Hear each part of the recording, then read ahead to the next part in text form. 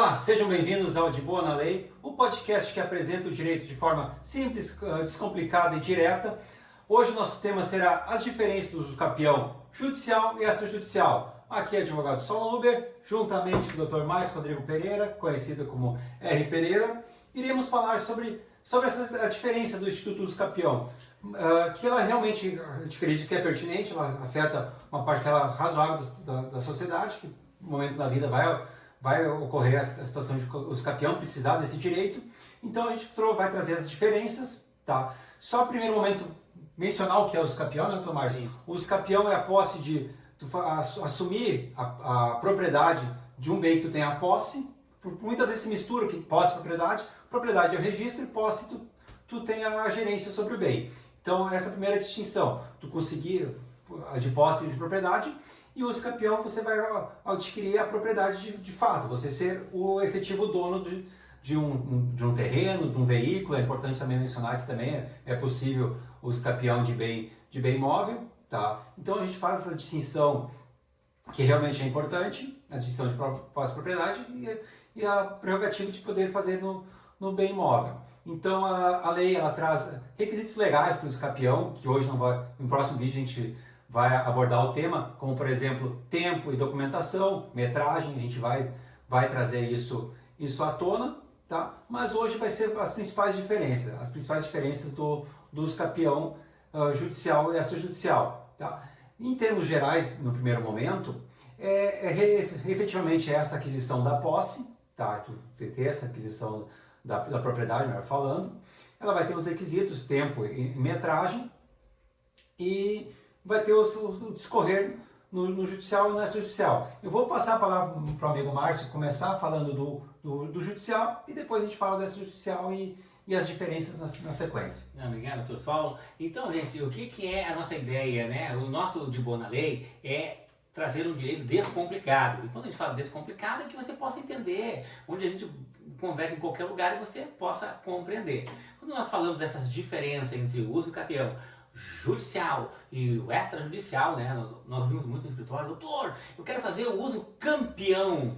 A gente ouve isso de boa, né? As pessoas não têm obrigação aí de saber falar corretamente, né? Mas nós aqui explicamos, né? A gente passa por cima, diz tá tudo bem, né?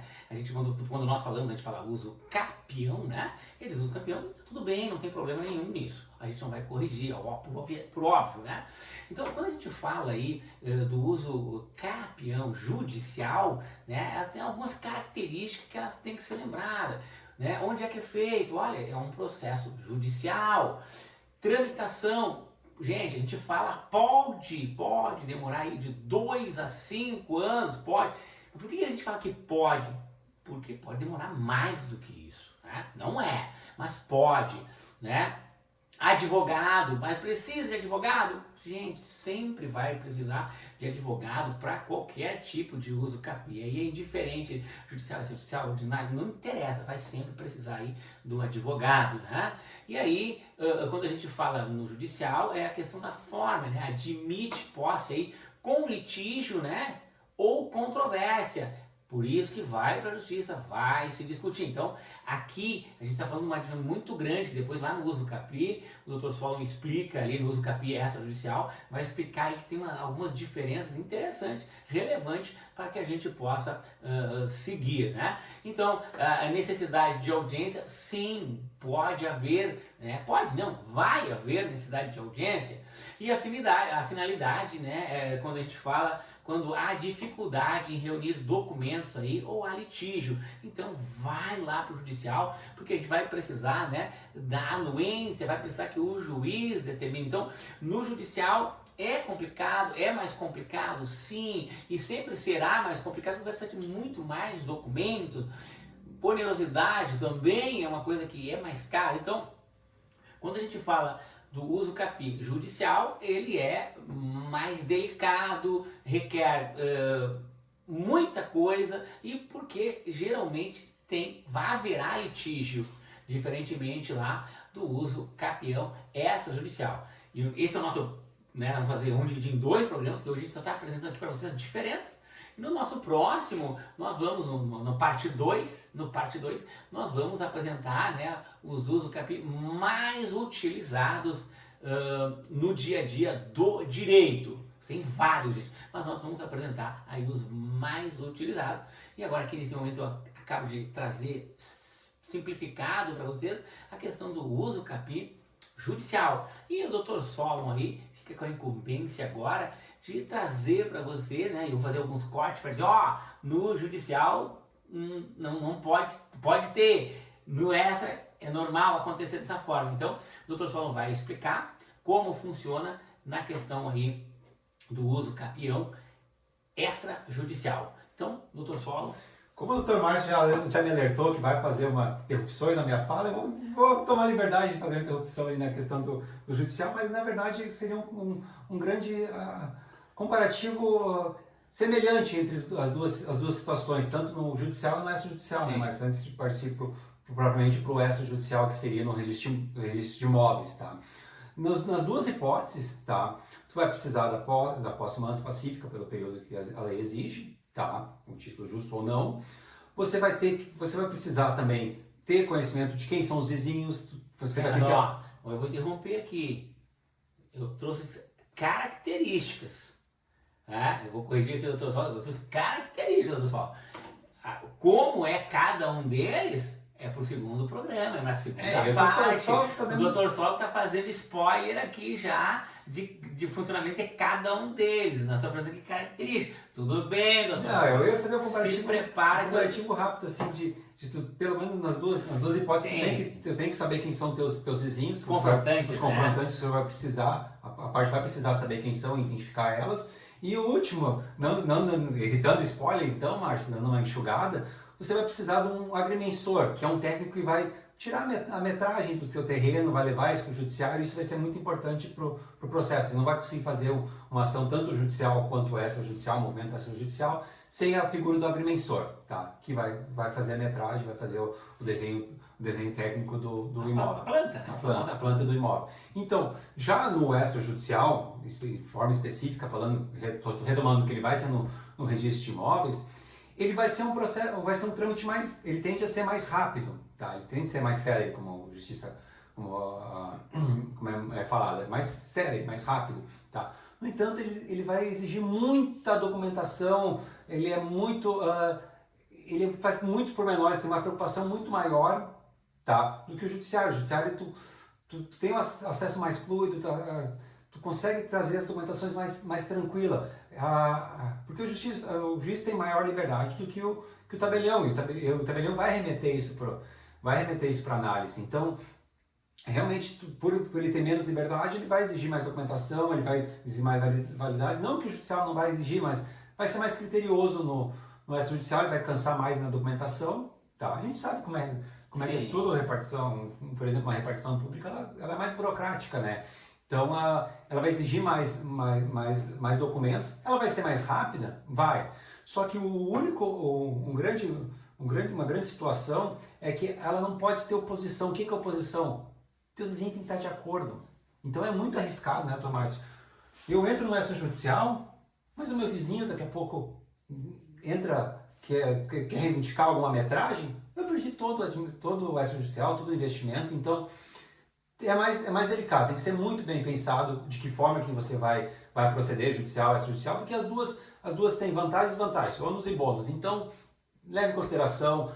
De novo, a gente bate muito nessa tecla de traga sua demanda para o advogado, por mais que não, consulte mais de um advogado, se for necessário, tenha a segurança que vai fazer a sua demanda com ele, para ele te passar uma posição. Tá certo que a posição dele vai ser muito pontual, a subjetividade, a opinião dele, mas é uma opinião técnica que pode te ajudar a tomar a decisão. Você não, obrigatoriamente não precisa seguir essa decisão, mas vai te ajudar a tomar a melhor decisão, a mais acertada com todo o contexto, né? A gente gosta de falar, né, Márcio?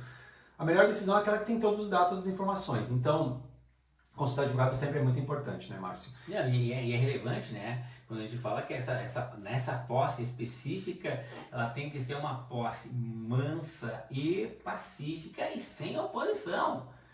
né? Dentro não é extrajudicial, Sim, mas extra. tem que ter essas características, diferente do judicial, que pode ter oposição e que vai se discutir, né? É que o tabelião ali do registro de imóveis, ele age como se fosse o juiz. Se não tiver as documentações... Um juiz sem briga, se tiver alguma briga... Se tiver alguma coisa aqui, já não vai ter mais, ó. Você pode tentar isso lá na via judicial, mas no extrajudicial, se não tiver dentro desses requisitos, não se há de fazer aí um uso capi extrajudicial.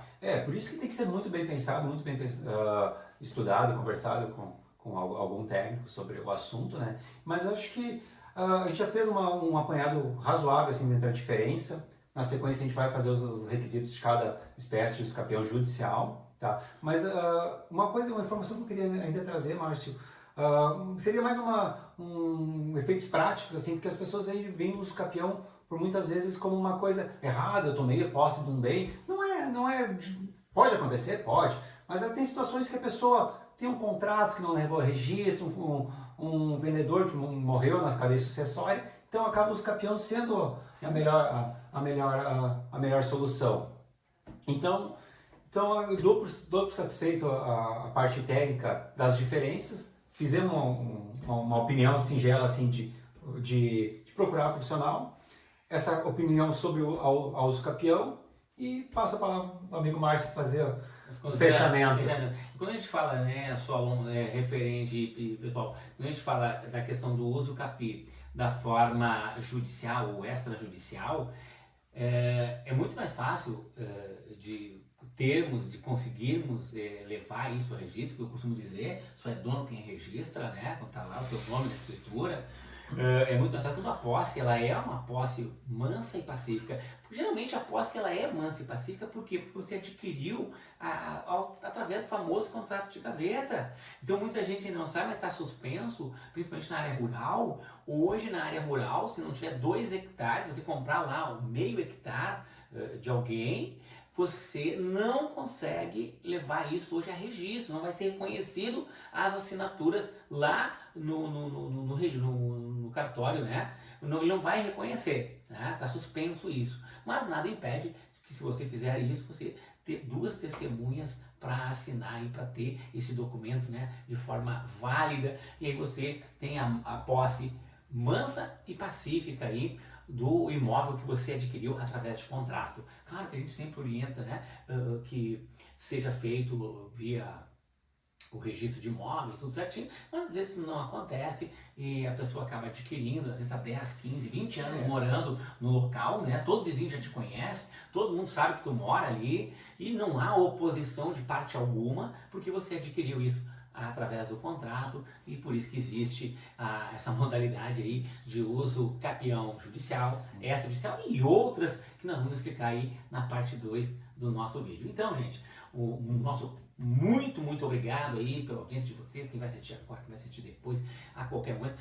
Se tiver dúvida, entre em contato com a gente de Boa na Lei, manda a sua dúvida, vai ser um prazer muito grande poder responder, poder te explicar sem juridiquês, que a ideia do De Boa na Lei é isso, é explicar o direito sem juridiquês, para que a gente possa entender, compreender como tudo isso funciona nesse mundo jurídico aí, cheio de palavras estranhas. Então, a todos aí um forte abraço, fiquem com Deus, curta, compartilhe e faça a sua pergunta, porque o De Boa na Lei é para você entender como tudo funciona. Forte abraço, nos acompanhe nas redes sociais, como o Dr. Márcio mencionou, e aconselhamos a fazer realmente a ação de uso capião, porque a posse precária, depois quando você for vender, vai ter dificuldade, o valor vai cair. Então fique atento ao uso capião e procure profissional. Forte abraço. E não esqueça que nós teremos a parte 2 desse vídeo. Exato. Forte abraço. Tchau.